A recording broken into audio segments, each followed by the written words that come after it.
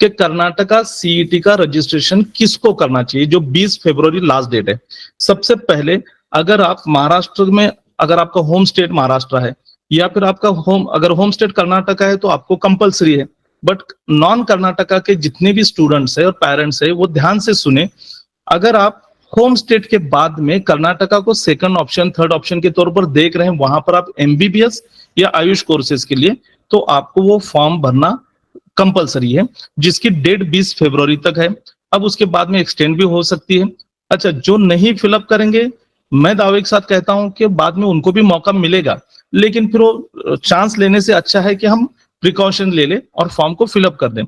उसमें गलतफहमी है कि आपको वहां की भी सीईटी देनी है, तो ना, आपको वहां की सीईटी नहीं देनी है, आपको सिर्फ और सिर्फ रजिस्ट्रेशन करना है कर्नाटका सीईटी का। उसके लिए डॉक्यूमेंट क्या क्या लगेंगे, तो 10th का बोर्ड सर्टिफिकेट है, अगर आपने 12th दी है तो 12th की मार्कशीट है, उसके बाद में फोटो, सिग्नेचर, लेकिन बैंक पासबुक एक एक्स्ट्रा आपको वहां के लिए रिक्वायरमेंट है, और आधार कार्ड सिर्फ प्रूफ के लिए। बट आपका स्कोर अगर 600 प्लस या 550 प्लस आ रहा है, जैसे मैं महाराष्ट्र की एग्जांपल देता हूं कि अगर आपका 550 प्लस स्कोर आने के चांसेस है तो आपको कर्नाटका सीईटी की जरूरत नहीं है, बिकॉज आपका 550 प्लस पे गवर्नमेंट अगर नहीं मिलता तो सेमी गवर्नमेंट प्राइवेट कॉलेज में आपको एमबीबीएस को मिल जाएगा।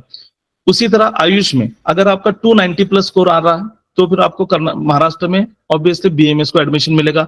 इस साल 6 नए कॉलेज अलॉट हुए हैं, जिसकी अभी तक एक भी सीट फिलअप नहीं हुई, कोर्ट में मैटर चल रहा है, अब पता नहीं कब उसका डिसीजन आएगा या नहीं आएगा। तो महाराष्ट्र में आयुष के लिए भी आपको 300 उसको पकड़ ले और उधर 550 पकड़ ले। इससे नीचे अगर आपका स्कोर आ रहा है तो फिर आप सीईटी का फॉर्म फिलअप कीजिए।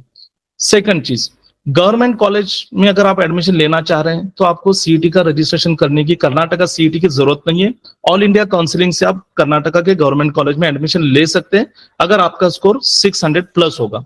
उसी तरह अगर आप डीम्ड यूनिवर्सिटी में लेना चाहते हैं, फिर वो एमबीबीएस के लिए हो या आयुष के लिए हो, तो डीम्ड यूनिवर्सिटी के लिए भी एमसीसी का अलग से राउंड होता है, काउंसलिंग होती है, तो उसके लिए भी आपको सीईटी का रजिस्ट्रेशन करने की जरूरत नहीं है।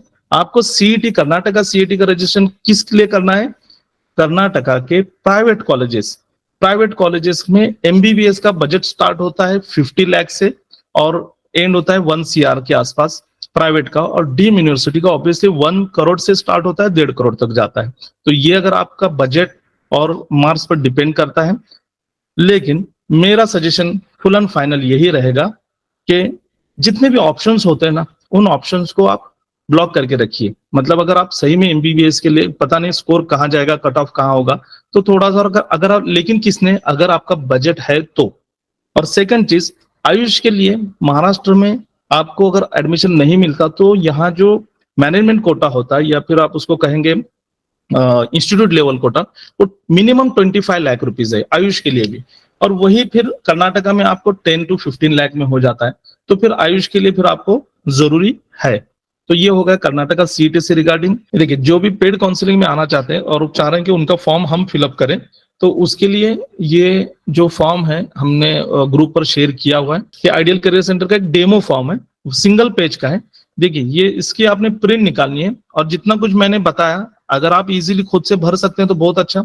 आप चाहते हैं कि हम आपका फॉर्म फिलअप करें तो इसकी प्रिंट निकालिए, यहाँ पर सब आपने डिटेल्स फिल करना है, और डिटेल्स फिल करने के बाद में इसके पीछे बैक साइड में नीचे सिग्नेचर करनी है, और थंब इंप्रेशन जो आपके 10 फिंगर्स के हैं वहां पर देने हैं, और इसको आपने व्हाट्सअप करना है। और व्हाट्सअप कौन से नंबर पे करना है तो ये आपको मैंने बता दिया है, 8625083490, इस पर करना है। और रजिस्ट्रेशन फीस आपकी जो भी जनरल कैटेगरी हो तो 1700 और रिजर्व कैटेगरी को 1600 रुपए, और पीडब्ल्यूडी SC ST को 1000 रुपए। तो यहाँ पर जीपे नंबर भी दिया है, उस पर आप जीपे करेंगे तो हो जाएगा।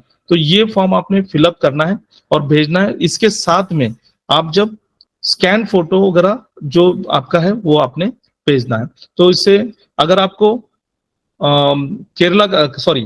कर्नाटका का भी फिल करना है तो कर्नाटका के लिए भी आपको कॉल आ जाएंगे। जो जिन जिन लोगों ने पेड काउंसलिंग ली है उन सबको कॉल आते हैं और उनके भी फॉर्म फिलअप हो जाएंगे।